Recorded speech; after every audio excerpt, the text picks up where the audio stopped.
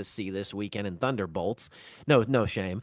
But it's going to lose its IMAX screens to Thunderbolts this weekend. So that's going to make a bigger dent in the box office haul. But so far, it's grossed $175 million worldwide. That's an unbelievable win, not only for Warner Brothers, but for Ryan Coogler, who in 25 years becomes the owner of the movie, too. Shout out to him for negotiating such a great deal. There's just so much to talk about with this thing. This movie storms onto the scene when a lot of movies right now, excluding maybe Warfare and Minecraft, a lot of movies playing right now are really quiet and understated. Warfare, Minecraft. But it goes into the theaters right now at a time where there's a lot of like low key dramas out right now. There's a lot of low-key stuff at the theater. And how I describe this movie in my review at stevepulaski.com, to sum it up, is that this is a Southern Gothic gangster vampire movie. That is what this is. And man, is it beautiful. Directed by Ryan Coogler, the man who most recently gave us not one, but two, but both Black Panther movies. He also did Creed, the first Creed film. And before that, long before that, about 12 years ago, did a little movie called Fruitvale Station, where if you have not seen that, I highly recommend you watch it. All of those movies have one thing in common, including Sinners. They star the great Michael B. Jordan, who gives one of the most dynamic performances, maybe possibly the most dynamic performances, playing two characters in this movie, Smoke and Stack. It stars him twice. Yes, it does. All the running joke is now people that like when he shows up on set, or like when they're showing like cast and crew photos, they're like, you know, of all like the cast and stuff at red carpet premieres, they're like, "Where's Smoke at?" You know, it's a pretty good bit. But this movie, just to give a brief overview, it's set in Clarksdale, Mississippi, 1932. Smoke and Stack are two identical twins that return from World War I and return from Chicago after kind of rising up the criminal ladder alongside Capone. They basically come and they come back where they're from. They go back to Clarksdale. They got a huge wad of cash, and they want to open a juke joint. And they want to do this all pretty much in a day. They buy the land first thing in the morning, and then they go recruit some singers. They recruit a young boy who's their cousin. His name is Preacher Boy, Sammy Moore, played by Miles Catton, a very new actor. I think this is his first feature performance. He dreams of being a blues singer, runs away from his preacher father, hence why he's called Preacher Boy. He's going to perform at the joint, as well as Delroy Lindo in a fantastically drunkard performance from Delroy Lindo playing Delta Slim. They're basically, the first hour of this movie is essentially a period drama in a lot of ways. It is about them recruiting, having the Capitol, working with the Capitol, and establishing this juke joint. They get a lot of their friends involved, including Wunmi Musaku, who plays Annie, who's kind of a mythic friend of Smoke's. You've got Cornbread, played by Omar Miller, who's a well-meaning ex-slave. You also have a Chinese couple, too, who operate a corner store, help them with signage and things like that. And basically, this movie is really split into two halves. The first half is very much a period drama. The second half, then, and there is like a dividing shot of moonlight that separates the two halves of this movie. Once you see that moonlight and it becomes night, it's a vampire movie set entirely at the juke joint. And that's kind of where I want to leave off before I even get That's really an excellent summary, honestly. I appreciate it. I'm going to leave off there. I think that's probably the best way to describe it, at least that I have the capabilities to. I'm going to pass it over to Joe to talk about Sinners. I know it's been on the tip of your tongue since you've seen it too. What do you have to say? General impressions of Ryan Coogler's latest. So when I originally saw the filming of this movie, like just it was on site of I think it was because I think Ryan Coogler likes to film in Georgia a lot, so I believe they were filming in Georgia again when they were filming this. And I remember seeing set photos. And all I saw was Michael B. Jordan wearing, like, Blade-looking glasses. And, like, I went, this is a vampire movie. This is 100% a vampire movie. Like, I'm like, no man wears those glasses and they're not making a vampire movie. And it's like, it's in the day and everything, but it's gotta be a vampire movie. And it was like, just, the project was called Grilled Cheese at the time. It was just like, that's really funny. It just kept me so interested. I was like, what is Coogler doing? Because I'm like, it's not being adapted from something. He's not telling a true story like he did.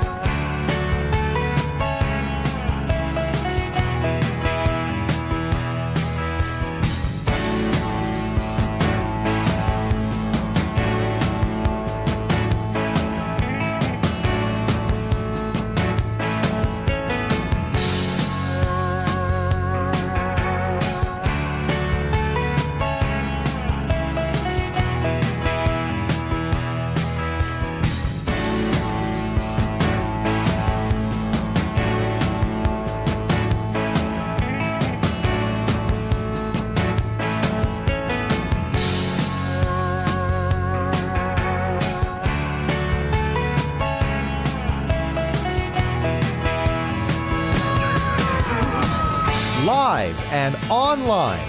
It's Sleepless with Steve and the Movie Book Club with your host, Steve Pulaski.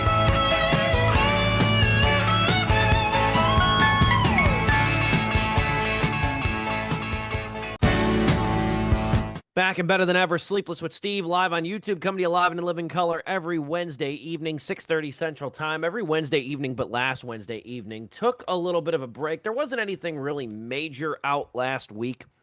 It's kind of been the quiet before the storm here, because the next couple of weeks are going to be very busy at the movie theaters. And that's why this week had to call a little bit of a mulligan here, because, you know, silly me, I should know by now A24 doesn't release movies very conventionally. I was under the impression, and I don't think I'm the only one, that Friendship, the new Paul Rudd, Tim, was it Hardaway? Tim Hardaway in that movie? No, not Tim Hardaway.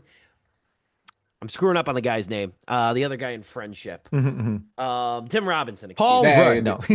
Paul Rudd and Tim Robinson. Excuse me. The new Tim Robinson, Paul Rudd comedy was going to be released this week, but it was only in a handful of theaters, mainly in New York and L.A., so that left us without a movie to review this week. Shocker, Dom didn't immediately jump at the opportunity to review Clown in a Cornfield, shockingly. So on that note, we are reviewing another Simple Favor, which is not a bad consolation prize. This is the sequel to the Paul Feig Mystery with Anna Kendrick and Blake Lively. Both are returning in this movie, too. It's available on Amazon Prime Video. We're going to tackle that tonight. Next week, I'm really looking forward to as well, because it's Final Destination Bloodlines. One of my most anticipated movies of the year, for better or for worse. I am like giddy with excitement that is finally coming out this weekend. So we're going to tackle that next weekend, but we are going to tackle another Simple Favor today. We also got a solo review from Joe. Don't want to steal his thunder. We'll get to that momentarily. First things first, Dominic, how are you doing today? I am A-OK. So many things going on in the world and in the city. I'll share this. I recently released an article on my blog that covers the burgeoning local Chicago video game music scene that has been around for a while. But this is the first concerted video game music jam. So it's a jam where a bunch of musicians come together and they play music, just kind of improvise whatever configuration of the unit that they want, and then they come together and play music. But specifically, it is a video game theme. So you were hearing Animal Crossing, you were hearing Mario, you were hearing Zelda, you were hearing The Sims, all that stuff, all that good stuff. And so it was a really good time, and I can't wait. It wasn't it was the third one, but the third one since November. So they're trying to make it more consistent, and it's really fun. And they played it at an esports venue in Logan Square. So there's rows of computers in the back, and there were people. It was funny because like all the hype music stuff was in the front, and there were still like nerds like just playing MOBAs in the back, and it was really funny. But yeah, it was a good time. Where was this located?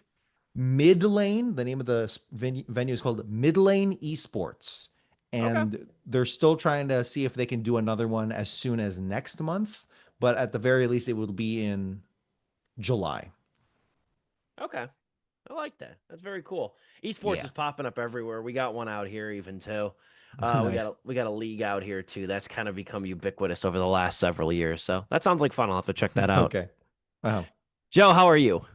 I'm doing all right. Been very, very busy lately. Almost didn't actually finish the movie that we are reviewing today with another Simple Favor. Divorce. A lot of people always talk about, oh, it's 2 Christmases for the kid now, and it's like, oh, yeah. It's also 2 Mother's Days. Potentially, and not in my case, but it's also 2 Father's Days as well. So it's just like I had to spend the day Saturday with one side of the family and everything, and then Sunday with the other, with my mom and everything. And it didn't help too that my uncle decided to have his daughter's birthday Friday night. The only day I had available was Monday, and I watched about 45 minutes of another Simple Favor. And then Tuesday, I was meeting up with some friends because our softball league is starting back up soon, so we're just getting in some practices before it starts up. So like I literally woke up Wednesday and went, oh shit, I never finished that movie because I was so busy. So like during my lunch break, I watched about like 20 minutes, and then when I got home, I watched the rest of it. Thank God. But yeah, I just been running all over the place, man. I'm glad if we had to review something in theaters, which is what it was looking like at first. I was like, shit, I don't know when I'm gonna have time to go see Friendship. I probably I would have been burnt out by like today. I would have been like immediately going to bed after the show and everything. But thank God it was just a movie that we got to watch at home on the couch. In my case, on my phone. So it's just, I got to lay down at least and be like, oh, okay, I can rest a bit and watch something. So, but yeah, other than that, hopefully this weekend won't be as busy, so I can go see Final Destination Bloodlines with nothing else on my mind. And thank God Memorial Day is on the way because I could use a 3-day weekend. I know it's really not, but it feels like Memorial Day is coming earlier. Like It this does. year. It really feels earlier. And I guess technically it is. It's May 26th this year. It just feels early. You know, like next Friday is the 23rd, and that's the start of Memorial Day weekend. And I was just like, I don't know. Like, just Yeah. feels early to me. I don't know. It's weird. It's weird the way the calendar falls. But glad you were able to watch the movie today. You are going to be the star of the first half of the show, though, because kind of like Nostalgia Critic used to say, or some variation of it, he saw Thunderbolts, so we didn't have to. Very grateful for him on that front. It really wasn't. I'll just preface by saying this, because Joe did see Thunderbolts. I want him to give a solo review of it, because he did come out of the movie with some very strong opinions. So I do want him to have a place to share his opinions on Thunderbolts. I've said before on the show, I've kind of moved beyond Marvel at this point in time. Unless something really explicitly interests me. And I think the further away you kind of get from Marvel, the less of a chance that is. Like, I hate to say it, but I'd see another Spider-Man movie. I really would. But Guardians of the Galaxy Volume 3, Deadpool and Wolverine, that's about where I left off, and I think that's a good place to leave off. But I do appreciate that at least the movie that's been number one at the box office for the last, 2 weeks is going to get some representation on the show here today. Because, Dom, I don't think you saw Thunderbolts either, did you? No, out of all of the Marvel films, that one interested me the most. So I'm very, and I haven't seen it, so I'm curious to see what Joe has to say about it. And with that, I'm going to turn it over to you, Giuseppe. Your review of Thunderbolts. Take as much time as you like, my friend. Okay. Well, I'll just start off by saying that, going into this year, there was 3 movies lined up for Marvel, and it was Captain America, Fantastic Four, and Thunderbolts. And when it was originally released as that lineup, I kind of looked at it and went, all right, Thunderbolts seems like the odd man out here. Like, you got a Captain America movie, and then you have the Fantastic Four, which people have been excited to see this adaptation of it for so long. I'm just going to spotlight myself since you guys muted the cameras. Blocked your cameras, and I'll bring you guys back on. But as more time passed and we got to see more about this movie, and we found out, who's directing it, because this movie also, was delayed due to the writer's strike, and then eventually the actor's strike as well, which made it go from a 2024 release to a 2025 release. When I found out Jake Schreier, who directed one of my favorite miniseries on Netflix, Beef, as well as Robot and Frank, when I found out he was directing, I'm like, all right, well, this could potentially be one of those situations they just take a small-time director and then spit him back out once they're done putting him into the Marvel formula. And then I found out that one of my favorite writers right now out there for TV shows, at least too, Joanna Callow, who is the showrunner of The Bear as well as BoJack Horseman, was attached to it. I'm like, okay. I'm like, that's pretty good. And then you have someone who has done, I think, a great job at doing stuff like writing Thor Ragnarok and Black Widow, and somehow just finding the comic book elements, and he writes this alongside with someone like Joanna Callow, where it's another person who knows how to make more grounded elements into a story, so he kind of finds that perfect middle ground, and that is Eric Pearson. I'm like, okay, that's pretty cool. And then I'm like, who the hell is the rest of the production crew here? Because I'm like, that's some pretty good choices right there. So I find out the composer's the guy from Everything Everywhere All at Once. I find out the cinematographer's the guy who did The Green Knight, and I'm just like, oh shit. And I remember people say, well, fuck me, this seems like an A24 Marvel film. And it seemed like Marvel caught whiff of that and started promoting the movie themselves like that, where they literally have a trailer spotlighting the composer, the editor. The editor, by the way, is the editor of, I think, Hereditary and Midsummer as well. It helps too that most of this cast has starred in A24 Productions as well too. And I'm gonna get right to it and say, this to me, in terms of all the new stuff that Marvel has tried doing, like not anything that we've seen before Endgame, like the Guardians movies or the Spider-Man, but something that's like, okay, we actually have to take something new and do something with it. We got Shang-Chi, we got a bunch of TV shows that I just thought were pretty mid, and so on and so forth. Eternals, I was like, I'm drawing blanks at all the newer stuff that they've done. This has been their best effort by a long shot. And it's mainly due to the fact that, I mainly attribute it to the people who are behind the camera and also in front of the camera. These people, would you be shocked to hear that this Marvel movie talks about depression and trying to deal with that throughout life and everything? And like, it kind of fits the whole theme of them being all just shitty people, all assassins and everything. If you've been keeping up with the movies and shows, which I blame you if you're not, this movie does do a good job at just reintroducing you to these characters or introducing you to them in a very long time. One of them being from one of the shows, John Walker, who plays U.S. Agent, who was Captain America for a brief period, yada, yada, yada. If you watch the show, you know what I'm talking about. He's played by Kurt Russell's son, Wyatt Russell. And he went from being like on that show as like the most piece of shit ever and everybody hated him to now probably potentially like one of my favorite characters in the universe. And he's still an a-hole too. Like the one thing I love about this movie, and I attribute that to Joanna Callow, is these people, they're all assassins. They're all terrible people. They've done terrible things.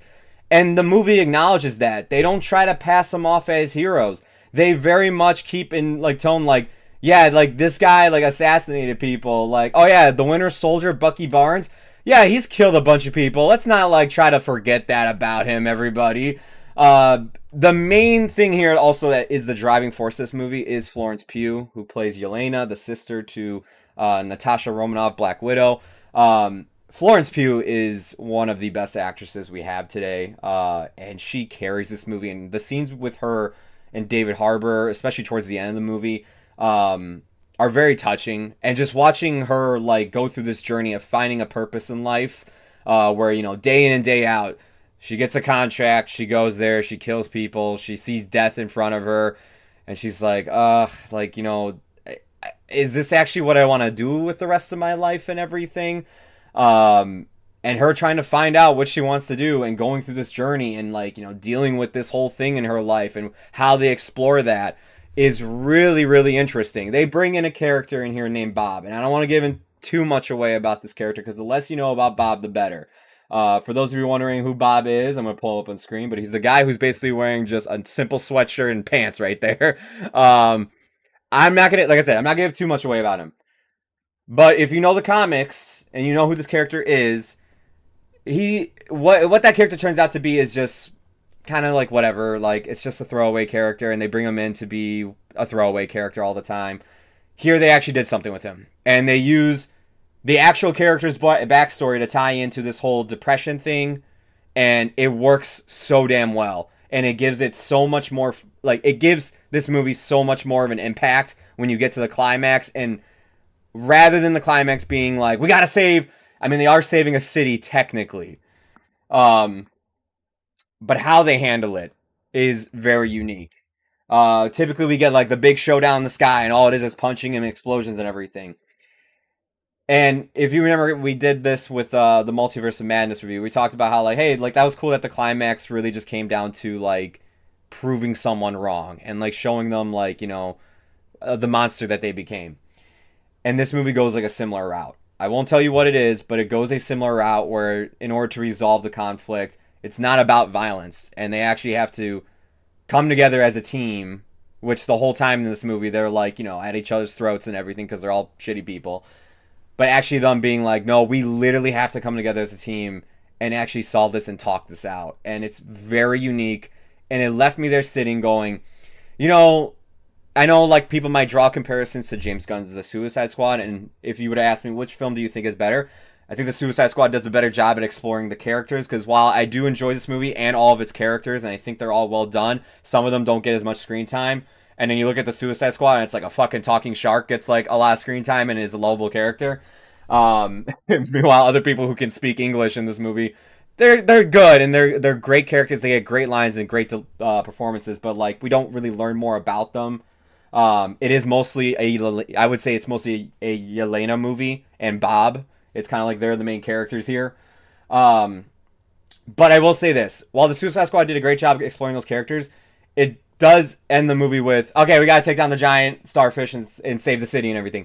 I will say I think the Thunderbolts has a better climax because of the fact that they found a way to be really interesting on coming up with the idea of they now have to learn to work together, and this is why. And it's like, oh shit, that's actually way more unique of an ending. To come out of a Marvel movie and be like, wow, that was great performances.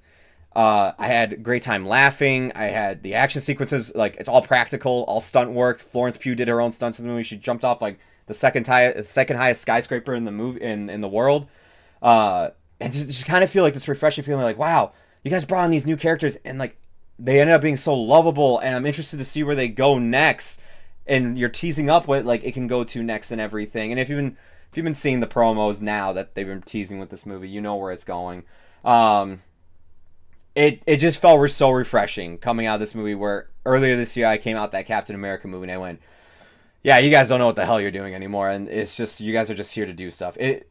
Again, I attribute that to more of the people who are behind the camera and in front of it, but I do hope this kind of like, and it does seem like it, but you know, producers and studio execs always say this when something goes their way, like, oh yeah, this is gonna be our new standard. But I really do hope it is, because it would be nice if they did trim it down to just 2 movies or 3 movies a year and like 1 show, maybe no shows at all would be even better, where it's not so bloated anymore and they actually focus. For me, as a Marvel fan, I absolutely loved it. And I genuinely think, like, if you've been keeping up with the movies and you're just like, hey, like, I want to go check this one out, I think you'll love it too. For people who, like, kind of like are Steve and they jumped off and they're like, I'm good. Do I think you need to rush out to the theater and see this? Maybe for a matinee. But you know what? When it comes to Disney Plus, I say check it out. You're in the comfort of your home. If you got something to throw on, definitely check it out and see what you think of it. For me, it is a very enthusiastic 3 stars. I absolutely had a great time with it, and I will be going to see it later again whenever I have free time, because I just liked it that much, and I really just want to hang out with those characters again and just see them all interact with one another. Great time at the theater, very surprising, and yeah, man, I just was happy to see a good movie, let alone a good Marvel movie at that, especially when, you know, that fatigue has been setting in for a while now. Excellent review, my friend. I was gonna say, you might have tempted me to check it out on Disney Plus. I'll say that much. I was gonna say, like, will you like it as much as I did? I don't know, but you might find at least something there.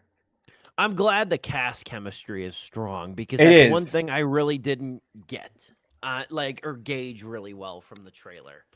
They all bounce off each other. Yeah, they all bounce off each other perfectly. And it's like I said, like, even though like Ghost, who's the one that could turn invisible from the Ant-Man sequel, and even Sebastian Stan's character to an extent as well, they don't get as much exploration as some of the other people do in this movie.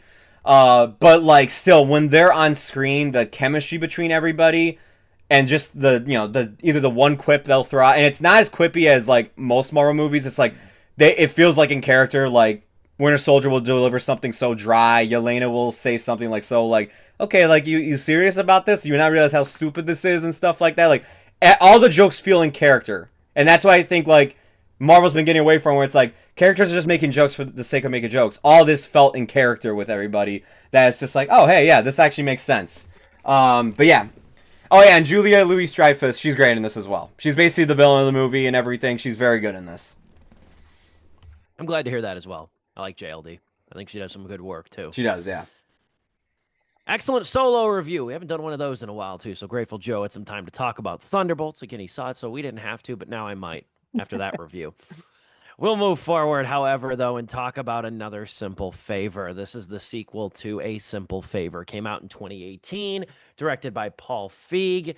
And I thoroughly enjoyed A Simple Favor when it came out. It was kind of a surprise. I didn't really know what to expect. It was a little bit different for Paul Feig at the time, too. He directed Spy. He directed The Heat with Sandra Bullock and Melissa McCarthy. He directed the Ghostbusters movie, the maligned female Ghostbusters movie. He's done a lot of good stuff, though. For a while, Melissa McCarthy there was like his muse. But A Simple Favor was a very different movie for him, just in the regard of that it was a little bit of it was more of a mystery thriller, had some very strong comedic points to it and things like that. And it was a very well-made movie, too. I said it was, in my original review, I said it was a cinematic equivalent of like a trashy beach read. That's really what it ended up playing out like. And it was really one of those movies, too, that like, if you get these two dynamic actors like Anna Kendrick and Blake Lively in the mix, I think that movie was really carried in large part, too. The writing was clever in a lot of points, too. It had good locational specificity. It was set on the East Coast, Connecticut, I believe. So it definitely had its setting down, but it really understood its characters and the machinations of its characters and their motivations and stuff like that. I think it's an upper tier Feig film for all intents and purposes. So, of course, we get a sequel, Another Simple Favor. And this movie, if the original was the equivalent, as I just said, of cinematic excuse me, I almost bungled a joke right there. If I said the original was the equivalent of a trashy beach read, this one is kind of more cinematic wallpaper. And it's very fitting that it's been released on streaming. It's on Amazon Prime Video. It looks gorgeous. It's good for a few amusing moments. But it's also the kind of movie that's like, it's 2 hours. It's a little bit over long.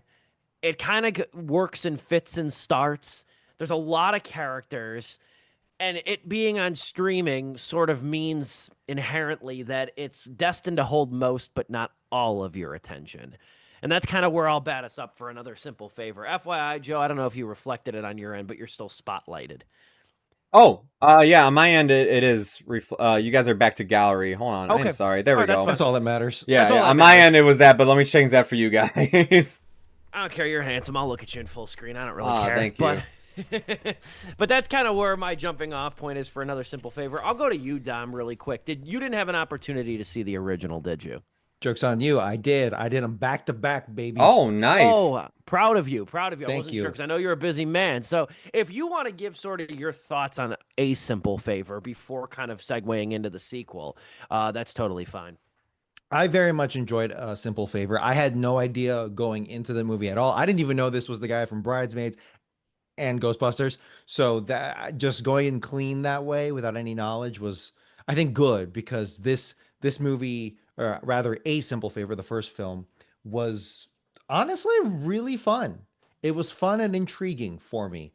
There was a point in this movie during a certain bedroom scene where I was like, this had to have been from a book. This had to have been from a book written by a woman, and it sold hotcakes at airports.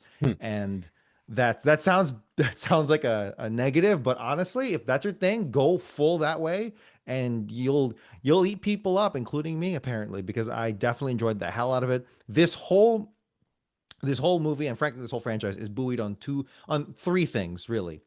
It is the performance of, I would say two. It was the performances of Kendrick and Lively, first and foremost, and then the twists and the turns, because it is a mystery.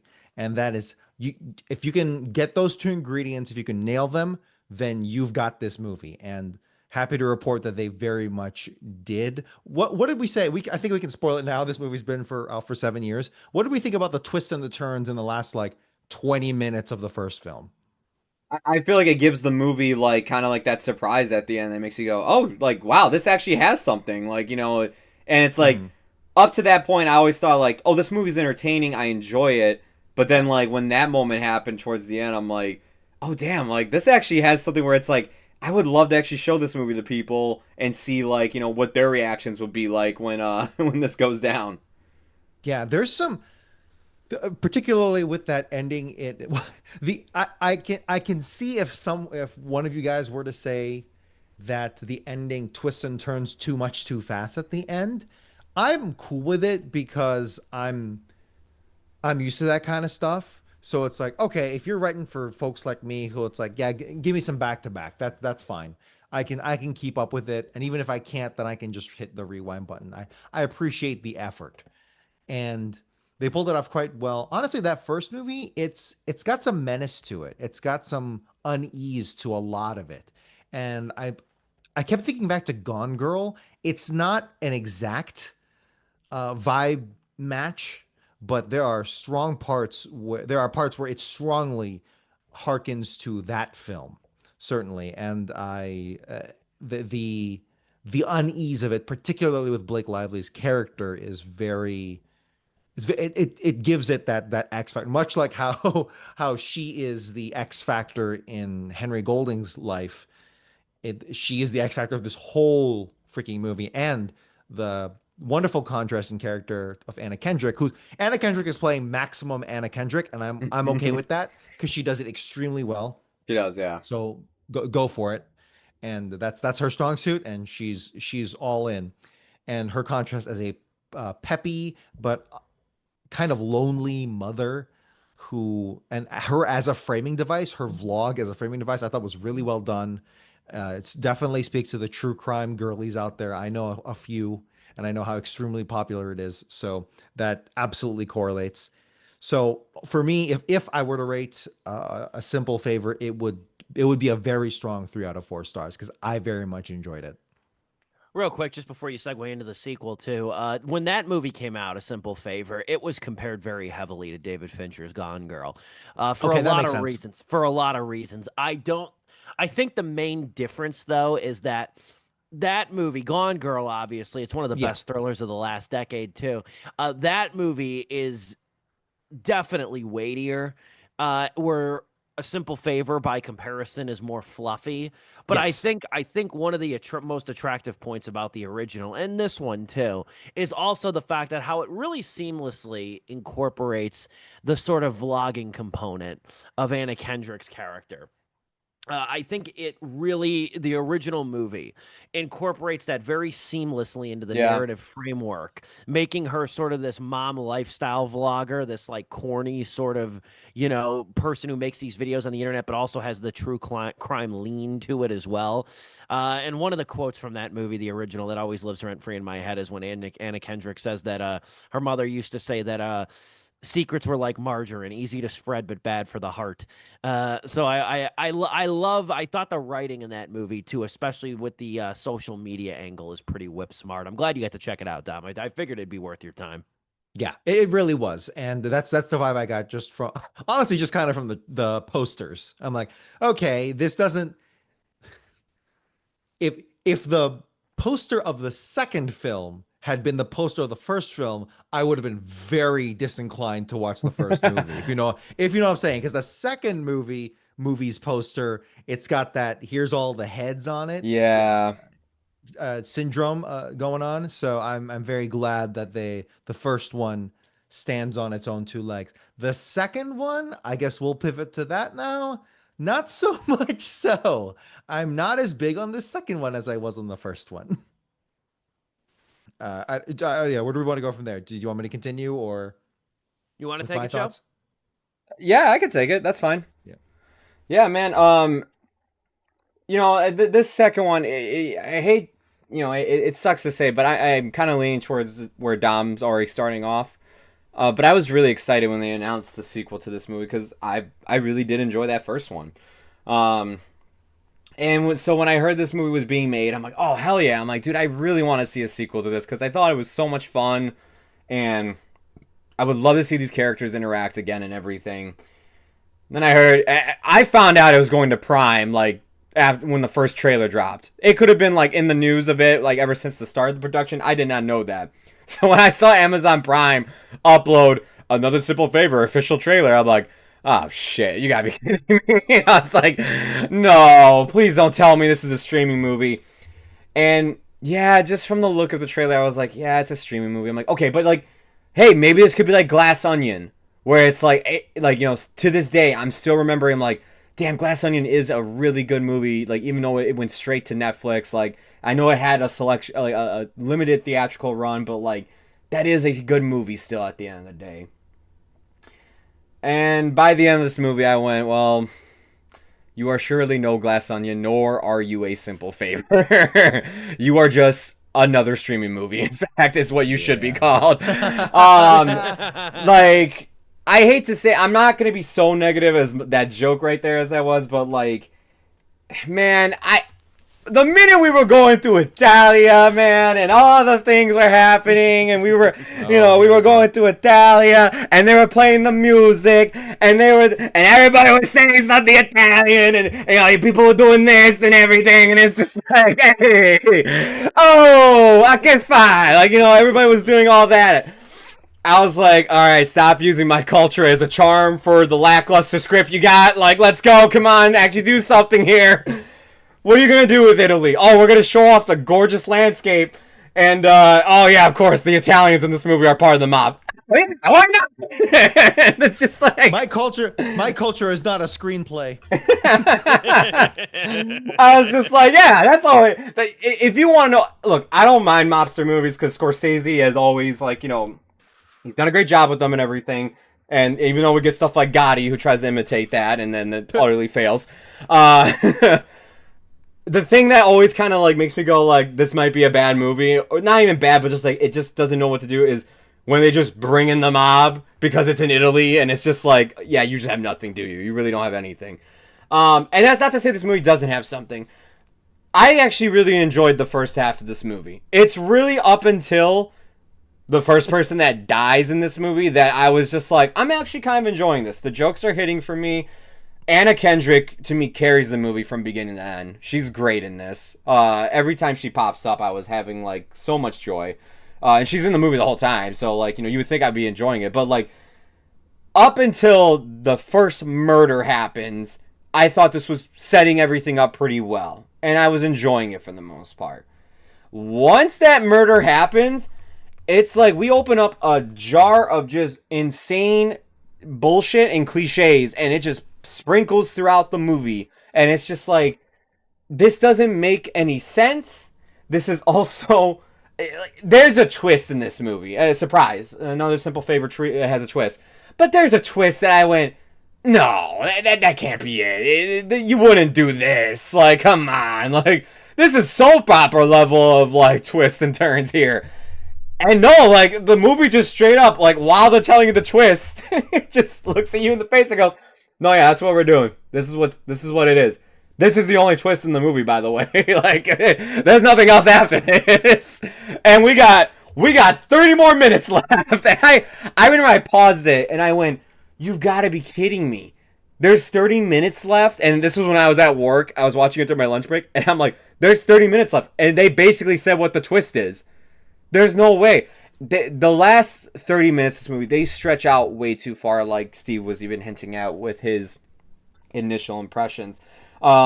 It goes on way too long. They try to incorporate so many new side characters too.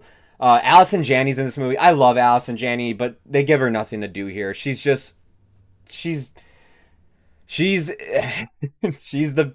you know what it is from the start. All right, I want to reveal it. As much as I don't want to spoil the movie, but like, you know what she is from the start. They have a book agent in this character, and I swear to God, they just ripped the book agent character from The Lost City with Sandra Bullock and Channing Tatum, and just put her in this movie, and she does the exact. She literally does the exact same jokes throughout the whole movie, except at least in that movie, I found them to be funnier than in this.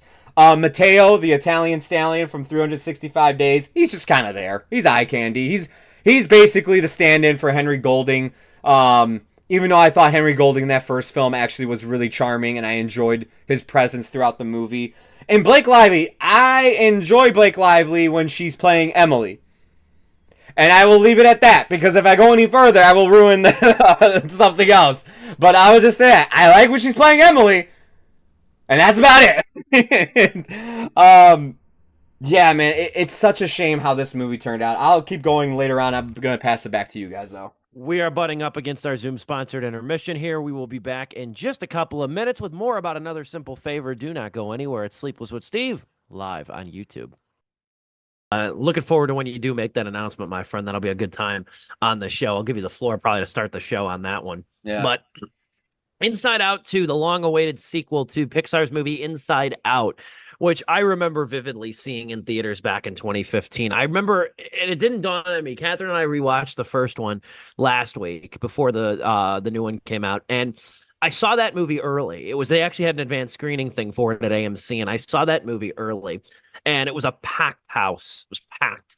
I think it was sold out, and I remember that movie just being inspiring to watch and seeing the reactions of people all like laughing consistently. Like that felt, I don't want to be hyperbolic, because I'm honestly one of the few people I think that liked Finding Dory more than Finding Nemo. I don't want to say maybe the last great theatrical Pixar movie was Inside Out, because Soul technically didn't get a Pixar or didn't get a theatrical release. So I want to say it was like the last, I would say, complete knockout from Pixar. Inside Out 2, though, there was reason to be a little bit trepidatious with this sequel, I guess if for no other reason than Pete Docter, the director, who I've said for years is the creative genius behind Pixar. He really is. He's the chief creative officer. He's responsible for Up. He's responsible for Inside Out. He's responsible for, I think, some of the most emotionally affecting movies of the company, and also some of the most ingenious concepts of the movies. He's only a producer on Inside Out. He was the writer and co-director of the first movie, or the co-writer and director of the first movie. And it was fascinating to listen to him talk about the collaborative process of writing that screenplay, and his ideas and how it really took shape. This new one is directed by Kelsey Mann, and this is her directorial debut. The only thing that she's directed was this Monsters, Inc. short, Party Central. That was the only thing that she's directed, which is one of the more forgettable shorts that they've done. I'm not going to lie there. I can't remember even what it preceded. It might have preceded Inside Out, quite frankly. Now that I think about it, it might have preceded Inside Out. But first off, you can tell shit at Disney's bad. They don't even have shorts. They don't even have a short attached to this movie. I was wondering if I was like, I know I adjust my time so that I skip the previews, but I'm like, shit, did I miss the short? I don't know. You know what I hate to say, and it's because they're doing everything they can to bump up that catalog on their streaming service, but a lot of that stuff is now going to Disney Plus. That's what I think. Or a lot of those concepts, like Forky, like he has a bunch of shorts on Disney Plus. So a lot of those concepts that were going to be eventually used for like a short film have turned into like mini series of like 4-minute shorts on Disney Plus, and they release a whole season of them at once for you to turn on and have your kid be entertained for about like 20 minutes or something. They haven't been especially memorable recently. Elementals last year, if you remember, was this really crappy Up short, Carl's Date. Yeah. Which I thought was a real bastardization way to do Up. And to make, like, after that movie and that beautiful movie, to then make it about the old man getting a date. I don't care if it was like 7 minutes long. It was still stupid. But Inside Out 2, though, really feels like an event unto itself. This is a movie, a high concept animated movie, a fantasy that really beams with color and life and imagination. And I think above all else, back and better than ever, it's Sleepless with Steve. We're live on YouTube, and we are talking Another Simple Favor, the brand new sequel to A Simple Favor, currently streaming on Amazon Prime Video. Joe is kind of wrapping up his initial thoughts of the movie, too, many of which I agree on, too. I said in my opening, this movie is a lot of cinematic wallpaper. It reminds me a lot, quite honestly, of a lot of, like, 1930s and 40s comedies, and especially European comedies, and especially movies of this ilk. And what I mean by that is sequels to movies that were not initially conceived to have a sequel. And that's what A Simple Favor was. A Simple Favor was made with the intention of making a very good movie, and they did. And then it made so much money and became a runaway success that all of a sudden it was like, they got the opportunity to do a sequel, and now this is what we got. So essentially what the movie is it takes the characters of like Stephanie Smothers, Anna Kendrick, Emily, played by Blake Lively, and transports them to Capri, Italy, for the purpose of Emily's wedding to this Italian mobster. And it's pretty. It very much is. There's worse places you could be. The waters of Capri are gorgeous. You have the cliff, the Tiberius Leap, that plays a big role in the setting too, and it looks good. The costumes are outstanding. There's one point Blake Lively wears a hat that's as big as Jean Jacket and Nope. There's a hat the size of shout out Jean Jacket. I like to get a reference in when I can. That was the first thing I thought of when I seen that too. You have the return of some characters like Henry Golding, who plays Emily's ex-husband. Henry Golding I liked him a lot in this movie. He doesn't get a whole lot to do. I did like him, though. I did like his return. As Joe mentioned, you get Allison Janney for a little bit. You get Michelle Morone as the mob boss who Emily's marrying, Dante. So there's a lot going on here.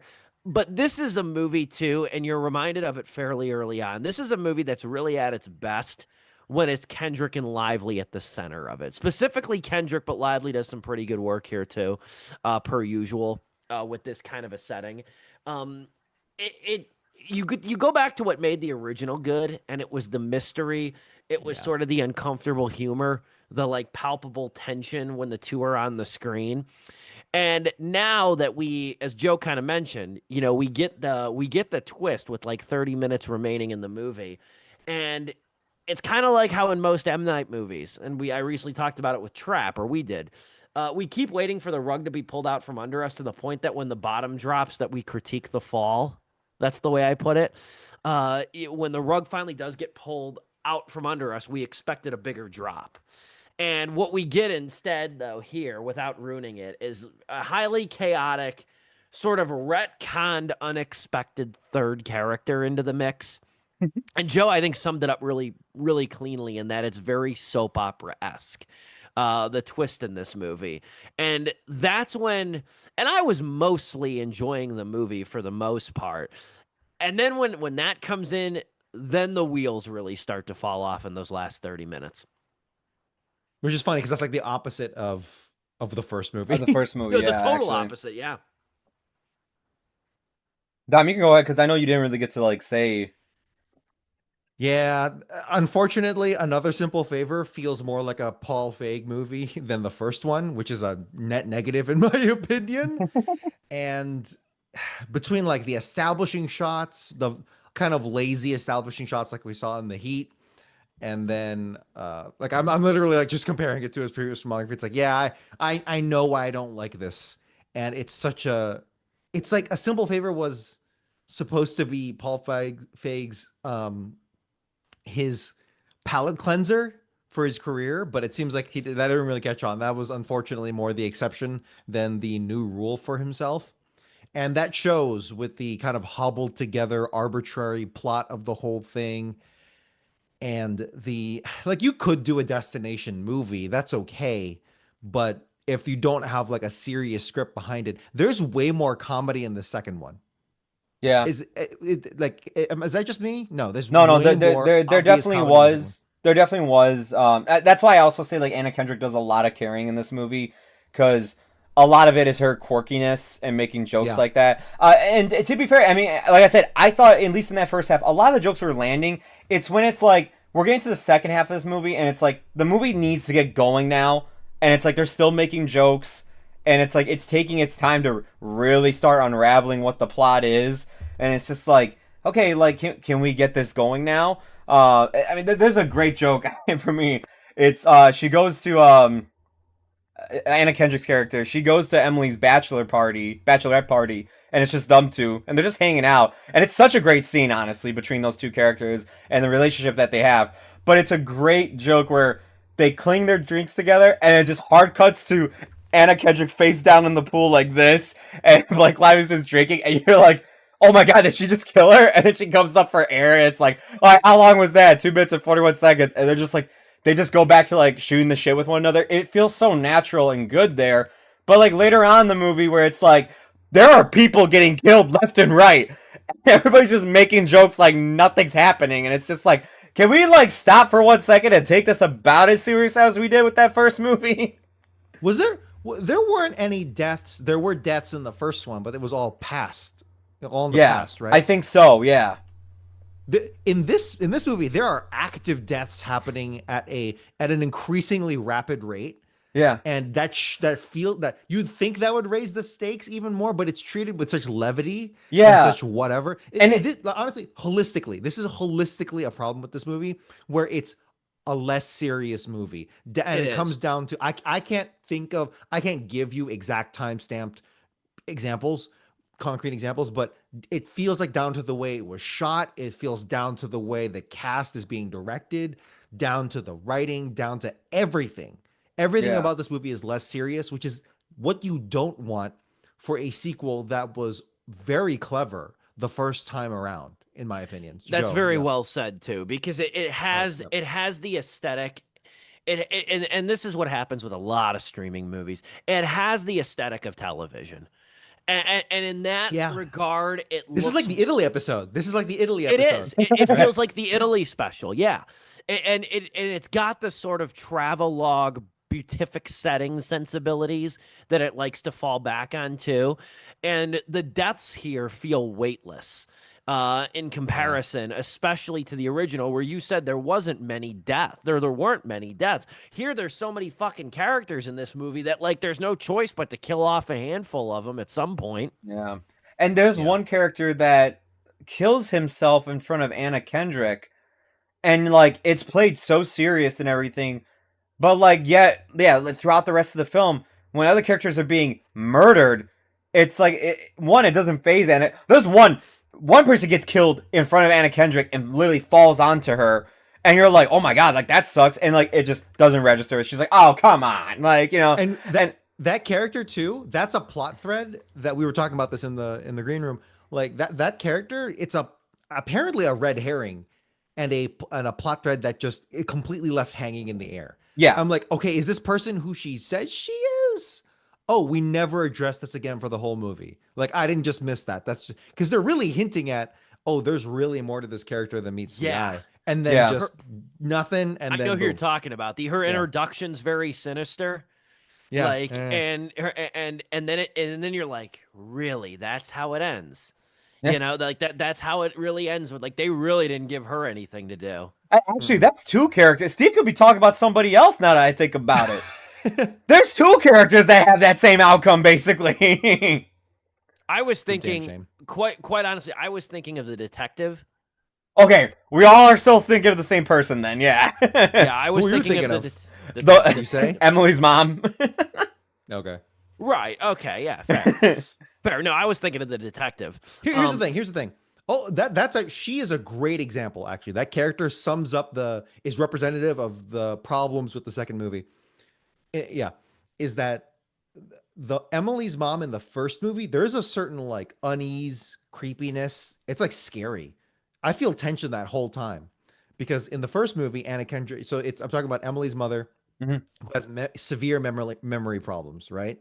She's alone in her burnt down mansion, and she's talking to her, and it's like, oh, the husband is away but could come back at any moment. How do you navigate around this character who has memory loss? You're trying to extrapolate, and there's like a ticking, sense of ticking time behind it all, and it's a scary scene, not scary, but a pressured scene in all of this, and it's done very well. Right? There's like, oh, we're delving deeper into this mystery. In the second movie, who is played by a different actress, has no bearing on this issue. Okay, I was going to say, I'm like, was it played by the same actress? But the second movie, that same character is kind of just played for laughs the whole time. She's just a drunken mess. And she is like the drunken mom, and it's supposed to be funny, and she's like sarcastic and all that stuff. It's like, that's not what that character was all to me. She was like representative of a dark and twisted past that gave Emily her backstory and gave credence to her as a character, despite her being very toxic and full of red flags. You do see where it comes from. And then the second movie just complete played for laughs, and it's really sad to see that. That's when it hit me. It's like, oh no, this is not the movie I think it's going to be. Yeah, and so that's why I was even saying too that it has the sort of aesthetic of like a European comedy where it's lighthearted, like on its surface. It's lighthearted, it's sort of weightless. And that would be fine if the original was more of like a bubbly girl comedy, which is kind of what Paul Feig has made over the course of his career. I wouldn't shortchange them that. They definitely have some more dimension behind them than you think. But this movie, where A Simple Favor really felt almost like a bit of a pivot for him into more like darker and lurid material. This one kind of feels like him going back a little bit to more of his like crutch, which makes sense given the fact that this sequel, again, I keep going back to this point that A Simple Favor wasn't conceptualized with another Simple Favor in mind, so it makes sense that when they had to kind of come up with the story out of thin air to continue with these characters, it comes out definitely choppier than before, with a lot of characters kind of fighting for screen time, when really the ultimate pleasure of this movie and its predecessor is the virtue of Anna Kendrick and Blake Lively and what they bring to the table. And they are still good here. They are still very good here. It's just the movie around them is a hell of a lot flimsier than the predecessor. Yeah. I think that pretty much solidly says what it is, because there's really not as much to say here. There really isn't. There really isn't. That's a damn shame. I was so looking forward to the second one after watching the first. And I was even going into this show kind of thinking I'm really glad Joe had the Thunderbolts review, because I was like, I'm not gonna lie, I'm grateful for Thunderbolts. But I was glad for that because of the fact that I'm like this, if it was the original Simple Favor, and we were talking about this, like Sleepless didn't exist, in its current form in 2018. Because I remember it was one of like the first like maybe 5 movies I saw in theaters after I first moved to LaSalle, Peru. That was 2018, right? That movie came out 2018. Yeah, that was that long ago. And I remember because I was still getting acclimated to the AMC out there. But if we would have seen the original, and we could have had a really good discussion about it, I think. Where this one just feels like the more weightless sequel. I kind of hope they don't do another sequel. I really do. Yeah, and they sequel bait at the end of this too, and I'm like, no, don't. I hope they don't do another sequel, because it was one of those things. Like, I really liked Knives Out, or Glass Onion. I really liked Glass Onion a lot, even a little bit more than most people did. I gave Glass Onion a 4-star review. Same. And Wow. I thought Glass Onion was proof of concept more so than Knives Out. Great movie.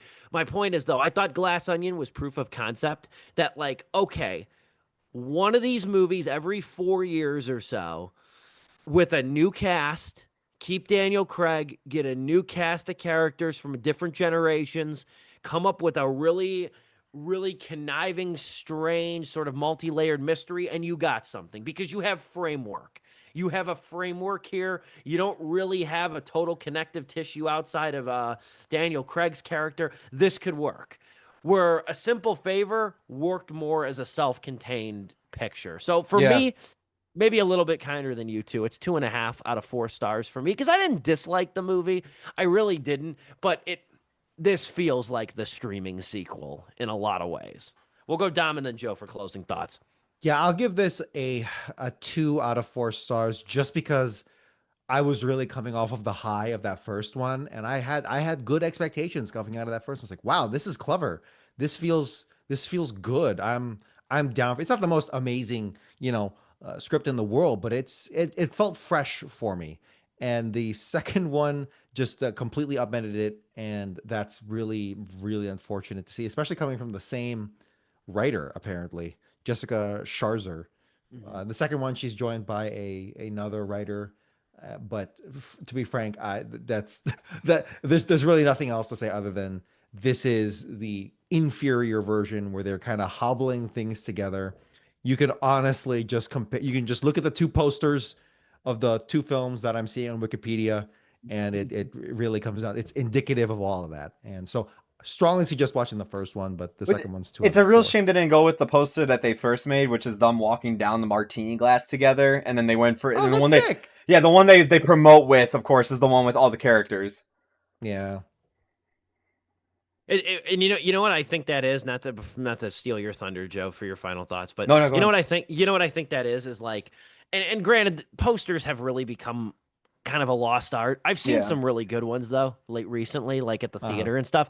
I think the difference is, here's the thing: if Another Simple Favor comes to theaters and they got to promote that poster in multiplexes and on billboards, it's them walking down the martini glass. Because it's streaming though, and it has to catch your fucking eye, and you have to have some sort of recognizable characters in it. It's got to have the floating heads and torsos of the characters on it. Yeah. That's my theory, but That's a good one, honestly. That is very true. because you can't walk up, like it's on a smaller screen versus at the theater. Like, I'm the type of person, I will literally walk up to a poster and stare at it. Yeah. Like, I think honestly my favorite poster this year, even though it kind of ruins what the movie's about, is Companion. I really do think that poster leaves an ominous look to it and everything. I got one of my favorite posters hanging above my desk right now, Dogman. Hey, before I get my final star rating, I went to our local library to drop off something after work, and they had a poll going on in the kids center, and it was like, "Who's your favorite character?" And it was the robot from it was that recent robot movie that got nominated for Best Picture. The Wild Robot. Yeah, Wild Robot. Some Disney character, I forgot who, and then Dogman. And and you vote with stickers. I took a whole roll of stickers and I slapped them on for Dogman. Fucking Dogman, goat. I done went to the printer and you paid like 50 cents and printed Captain Underpants. You know, goat. I like it's funny, the Wild Robot, because you saw the Wild Robot, right? No, I didn't. I've been wanting to go see it though. The thing with that, I love that movie. It was a great movie, but you know what? Like the robot character is really good, but it's the characters around him that kind of build him into who he is that are, I think, more memorable. Anyway, Another Simple Favor. Put a bow on this. Yeah, for me, like I said, it's another streaming movie. Like I said at the start of the show, I didn't hate it. I know it might have sounded like I did, but genuinely, I did enjoy that first half enough that even before the last 30 minutes, as we're entering before the last 30 minutes, as we're entering in the second half, I still thought parts of it was working. It's once they reveal that twist, I'm like, oh, dude, no, you can't be serious with this. And surely they are. That became almost like a 1-star movie for me right there. But when I started writing everything down and how I felt about it, I'm like, okay, it wasn't insultingly bad at those times. That from how much I enjoyed that first half to the second half, I guess it outweighs to 2 out of 4 stars. To where I was just it's not insultingly bad like it was from some other direct to streaming sequels that we've gotten from time to time. But hard stop right here before you go any further, because I don't think you got anything up your sleeve. And whatever the hell was in that envelope at the end of the movie, burn that shit like Mateo did with the the prenup.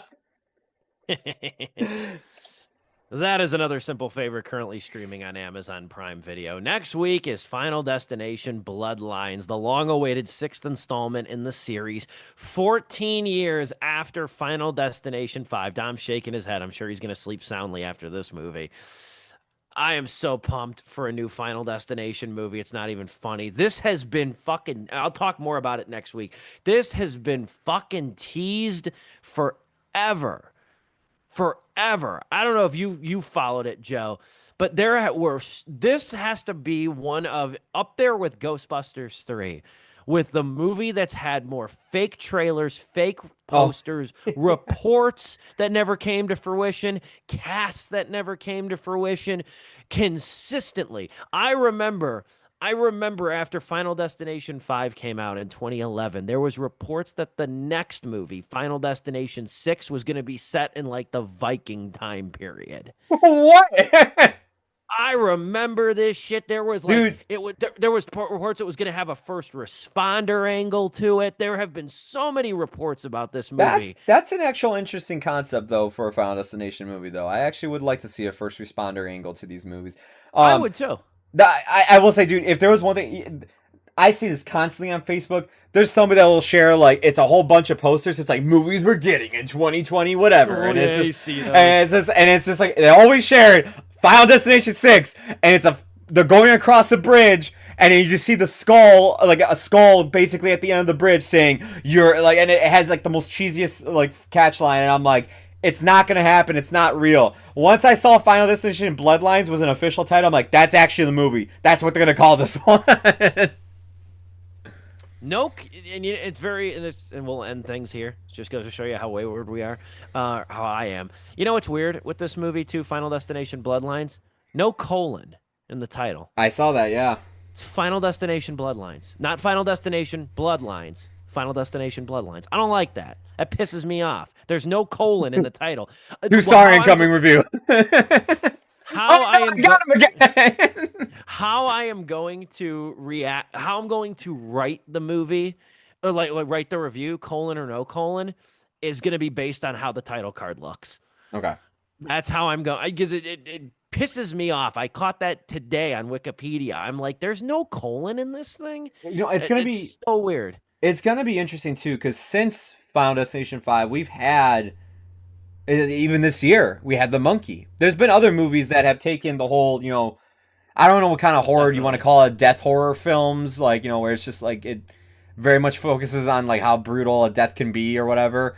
The randomness, yet like bewildering qualities of death. Yeah. Somebody actually gave it a genre name, and I was like, that's actually a pretty decent one. I forgot what it was though. Oh, you gotta find that. I was reading it today about the movie, but yeah, I just thought to myself, like, it's gonna be interesting after like coming off The Monkey earlier this year, like, how's this one gonna measure up to that? Not that I'm gonna compare the two, but it's like, oh, we've been getting these since you guys like stopped. So what do you have up your sleeve? It's gonna be a hard follow for The Monkey because I very much enjoyed The Monkey. I also enjoyed The Monkey. There was a certain like dark comedy angle to it. I think did I even say that it is just straight up a dark comedy? Yeah, it very much is. Yeah. Whereas Final Destination just tends to make me sad. Like, oh man, everyone's just dying. I wish they would have come out. This would have been terrible for The Monkey. We'll end here. I'm sorry. Body count horror. That's what it's called. Body count horror. Body count horror. Okay, that's good. Okay. That's good. I like that. I might use that for my review. Real quick here. If The Monkey and Final Destination came out on the same weekend, Final Destination tops the box office with, let's say, $50 million. The Monkey comes in 4th or 5th place with $12 million. Does Scott Mendelson's headline for Substack, does his headline say Final Destination 6 spanks the monkey? Probably. That's a good one. That's a good one. That's a goated headline right there. We'll quit here. Sleepless with Steve live on YouTube. Next week, Final Destination Bloodlines. Very much looking forward to it. Until then, for Dominic Guanzon, Joe Viso, and yours truly, this has been Sleepless with Steve.